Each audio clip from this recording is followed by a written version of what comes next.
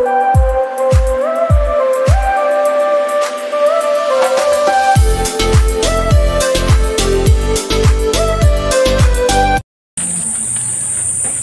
shout out. Magandang tanghali mga kalingap. At kami tayo po ay magluluto tayo ngayon ng sinantulan. Ang tawag nila ay sinantulan. Ito po yung santol na kinayod. Yan. Dito po sa amin sa Bicol ay isa po ito sa paboritong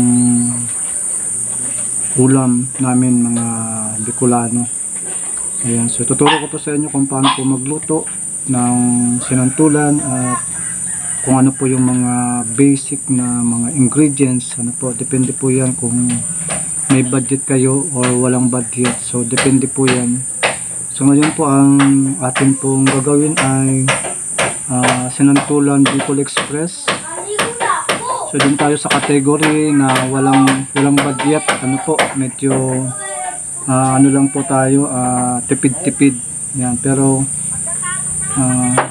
tuturo ko din po sa inyo kung ano po yung mga iba pang mga ingredients ng sinantulan. So, yan, kapag medyo kulang po yung budget, kapos, yan, tama na po yan yung tinapa. Yan, tinapa, sibuyas, bawang. Then, syempre, hindi pwedeng mawala yung sili. Makain ka na sili. Ayan, sa mga kalingap. Yan po yung tawag dito, basic na or tipid na ingredients ng sinantulan. Pero masarap na po yan mga kalingap.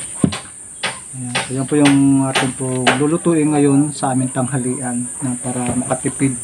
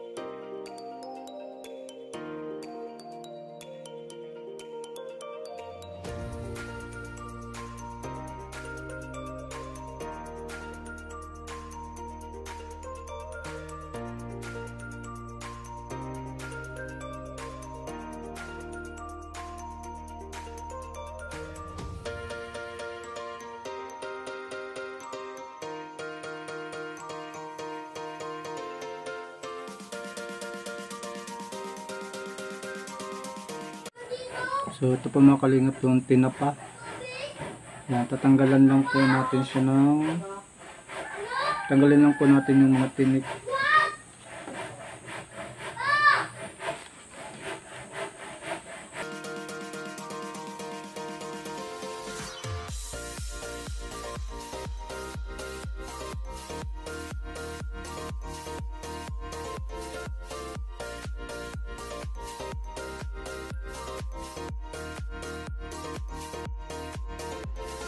Ito na mga kalingap yung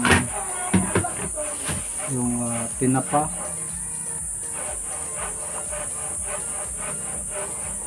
Tinanggalan lang po natin siya ng tinik.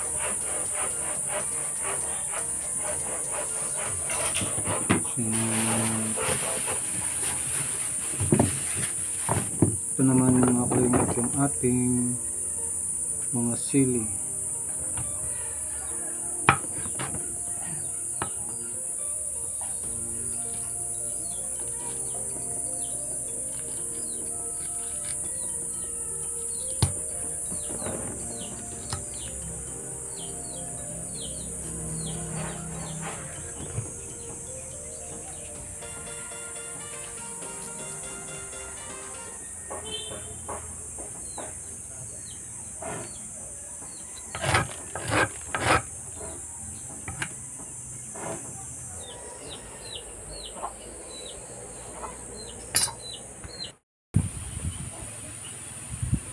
So yan po mga kalingap, ito na po yung ating kawali. Ayan.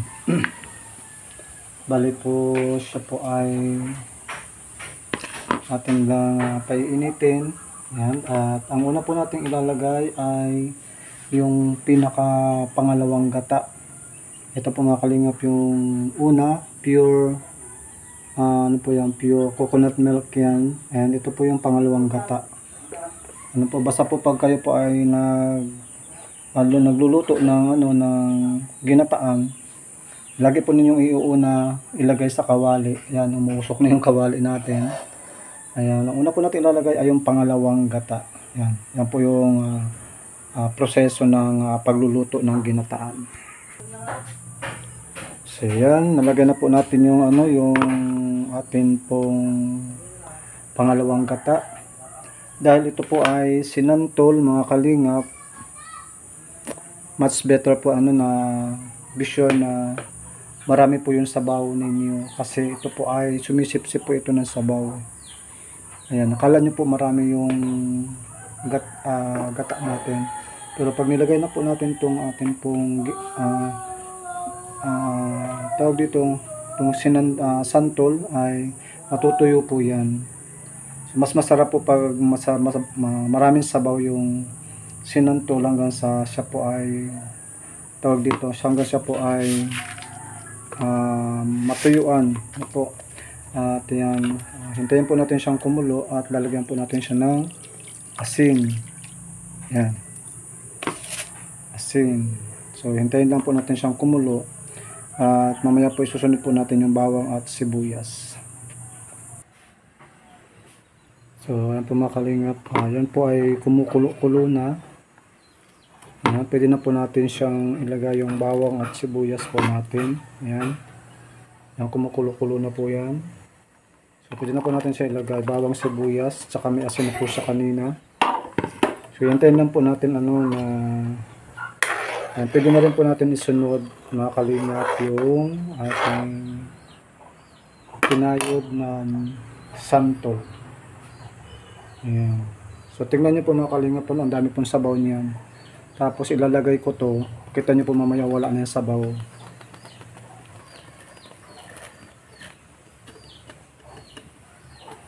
So yan.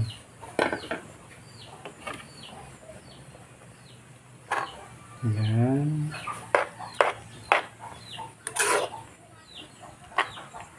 Ayan. Kita nyo po wala nang sabaw. Kunti na lang. So ganyan po yun. Kinakailangan pong marami kang ilalagay na sabaw. Ayan. Tapos hihintayin natin po siya as in matuyo siya, mga kalingap. As in matuyo siya. Ayan. Tingnan po, wala na yung sabaw. Ganun lang po kabilis sipsipin santol na kinayod yung ating sabaw. Ayan, pwede nyo po siyang takpan kung gusto nyo po. Ayan, tinakpan ko po siya mga 5 minutes. Babalikan po natin siya, mga kalingap. Iuhuli po natin yung tinapa para hindi siya masyadong madurog. Ayan, so waiting lang po tayo, mga kalingap. Wait lang po. So ayan, mga kalingap, waiting lang po tayo hanggang sa matuyo siyang, as in tuyong-tuyo po yan. Wala ka pong ititirang kahit kaunting sabaw dyan. Yan po yung sekreto ng masarap na ginataan. Kahit sa anong klaseng gulay, yung unang gata po ninyo ay talagang pahihibasan o iga na tinatawag, po. Yan. Hintayin lang po natin siyang as in matuyong tuyo. Okay, malapit na. Yun, konti na lang, mga kalingap, konti na lang ang sabaw. Yan. Ang gagawin po natin dyan, mga kalingap, ay medyo tutong na kaunti. Yung pagkahibas niya, yung pagkaiga niya, as in parang tutong yung gilid na yan.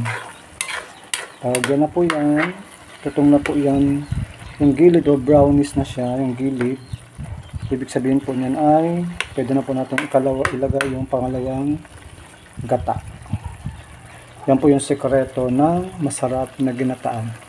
Kahit anong klaseng ginataan po, mga kalingap, basta yung unang Sabaw nilagay natin ay pinaiga natin at medyo nagkulay brown yung gilid.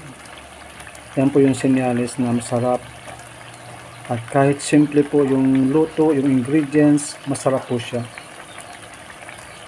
Kasi may sariling sarap na binibigay yung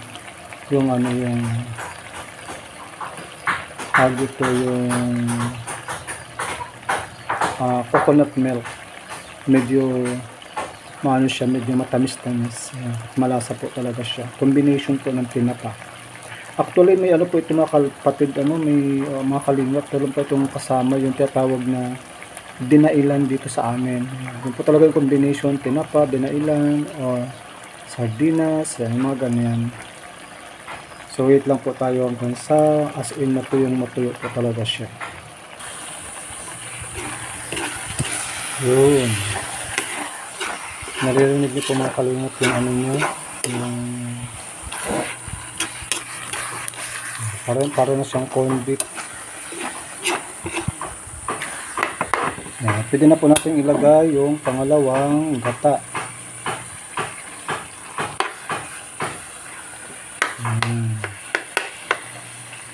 Pangalawang gata na po mga kalingap, ilalagay na po natin.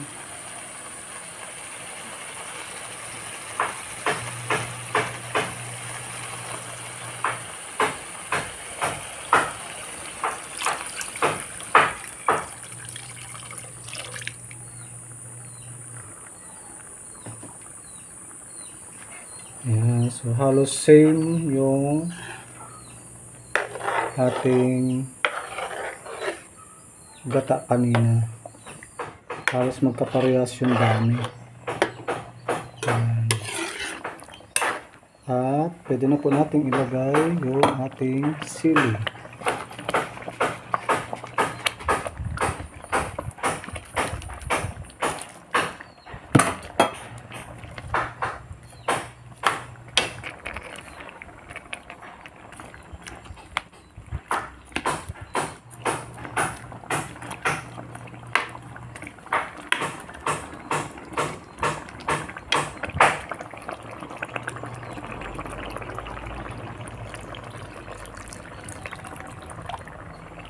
Ayan, at lagay na po natin yung ating tinapa. Ayan, nakalimutan. So, yan na po ang kabuoang ingredients ng sinantulang ginataang santol o Bicol Express sinantulan. So, same pa rin. Ang gagawin po natin ay hihintayin po natin siya uling matuyo hanggang sa magmantika. Ano po, yun po yung marami po ito mga kalingap, kung naparami yung luto ko. Kaya ilang araw kaya nila itong kakainin. So yun po na mga kalingap, nandito pa ako kala Jenaline. Dahil wala si Jenaline at namiesta po yata doon sa kabilang barangay. So kaya kami lang po dito, kaya ako na po yung nagluto ng aming pong pananghalian. So may sinaing na po tayo mga kalingap. At hinihintay na lang po natin itong maluto. Hanggang bukas na po ito mga kalingap, kakainin yung ulam kasi sobrang dami.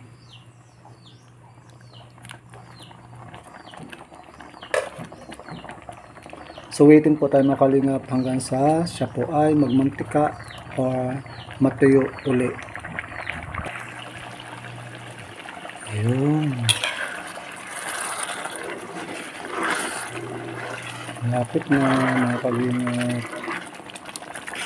Ang masarap na sinantulang Bicol Express.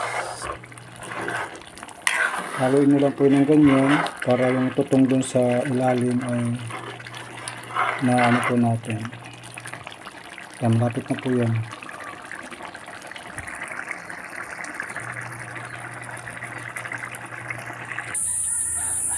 So, mga kalingap, ito na po yung finished product ng ating pong sinantulang Bicol Express.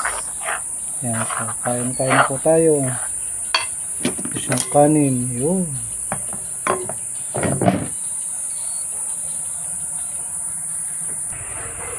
Yan, shout out. Yan, please support po natin ang channel ni Kuya Bal Santos Matubang Kalingap Rob at ni Ate Edna Vlogs. Ayan, Kuya Panding PH po. Ayan, support po na akin pong mga videos. Siyempre maraming salamat po sa atin pong mga sponsors, sa ating pong mga viewers, mga subscriber. Ayan, magandang tanghali and happy lunchtime. God bless, God bless, God bless po.